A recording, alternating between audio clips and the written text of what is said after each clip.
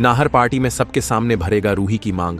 जब सभी लोग पार्टी में एंजॉय कर रहे होंगे तब नाहर के मन में कोई बात आएगी और नाहर घर के मंदिर में जाकर सिंदूर लेकर आएगा और रूही से बोलेगा, रूही, जब हमारी शादी हुई थी तब हम एक दूसरे से अनजान थे और फिर भी हमने अपनी जिंदगी के इतने सारे रंग देखे, हमने साथ मिलकर इतने सारे मुसीबतों का सामना किया। पर आज मैं तुमसे दोबारा पूछता हूं कि मिस नाहर रूही गोइंका, क्या आप मेरी पत्नी बनना स्वीकार करेंगी और आप मेरे साथ अपनी जिंदगी बिताएंगी? मैं आपसे वादा करता हूं कि मैं आपको हमेशा खुश रखूंगा। और नाहर की बात सुन रूही खुश हो जाएगी और पार्टी में सभी लोग चिल्ला चिल्ला कर बोलेंगे कि रूही हां कर दो, और रूही नाहर को हां बोल देगी और नाहर पार्टी में सबके सामने रूही की मांग में सिंदूर भरेगा और सभी खुशी खुशी तालियां बजाएंगे। पर अग्नि खुश नहीं होगी और अग्नि अपना दांत पीसते हुए बोलेगी, रूही, मैं तुझे छोड़ूंगी नहीं। आज तेरी वजह से नाहर मेरे पास नहीं है, पर बहुत जल्द मैं नाहर को तुझसे छीन कर रहूंगी ताकि मैं और नाहर और मेरा बच्चा हम तीनों आराम से रहें। और अग्नि से रूही की खुशी बर्दाश्त नहीं होगी। फिर अग्नि रूही के पास जाएगी और रूही को लंगड़ी मारकर गिराना चाहेगी, पर तभी मौके पर आकर नाहर रूही को बचा लेगा और फिर नाहर और रूही एक दूसरे में खो जाएंगे। और नाहर और रूही को देखकर पार्टी में सभी लोग नाहर और रूही की तारीफ करेंगे और उन्हें सबसे सुंदर जोड़ी बोलेंगे। पर अग्नि को यह बर्दाश्त नहीं होगा और अग्नि अपना सर पीट कर बोलेगी, क्यों, आखिर क्यों मेरे साथ ऐसा होता है? और दादी के साथ साथ अग्नि को भी पागल खाने भेज देना चाहिए था या नहीं, जहां पर जूही की दादी पहुंचने वाली है।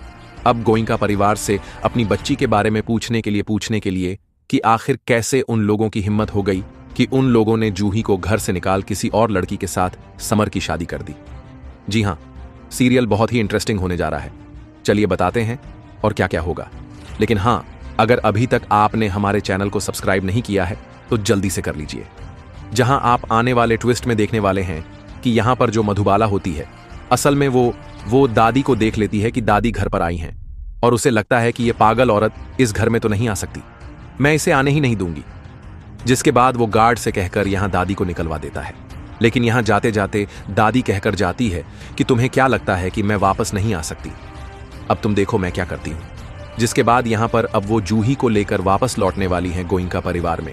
और यहां जैसे ही वह घर में एंटर करेगी और जैसे ही देखेगी यहां रोली की मांग भरी हुई, उसके पैरों तले से जमीन खिसक जाएगी।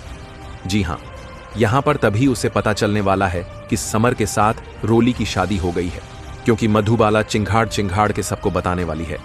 इसके बाद अब दादी को बहुत ही ज्यादा गुस्सा आ जाएगा और वो बहुत ही ज्यादा चिल्लाने वाली है मधुबाला पर।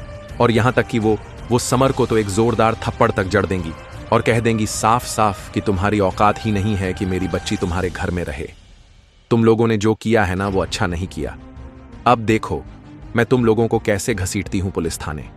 जिसके बाद यहां पर अब वो कुछ कहती उससे पहले ही यहां समर की मॉम वो डिवोर्स पेपर दिखा देती है और कहती है कि देखो, तुम्हारी बेटी जूही ने खुद इन पर साइन किया है। जिसके बाद अब यहां पर दादी को गुस्सा आएगा और वो जूही से पूछेंगी, क्या सच में तूने किया है? जिसके बाद जूही कहेगी कि नहीं नहीं दादी, मैंने तो ऐसा कुछ भी नहीं किया था। जिसके बाद उसे याद आएगा कि हाँ, उस दिन कोरियर आया था और उसी कोरियर पे उसने साइन किया था। जिसके बाद यहां वो बहुत ही ज्यादा टूट कर बिखर जाएगी। तो भाई अब देखना इंटरेस्टिंग होगा, क्या दादी अपनी बेटी को उसका हक दिलवा पाएंगी? क्या जूही वापस आ पाएगी समर की लाइफ में?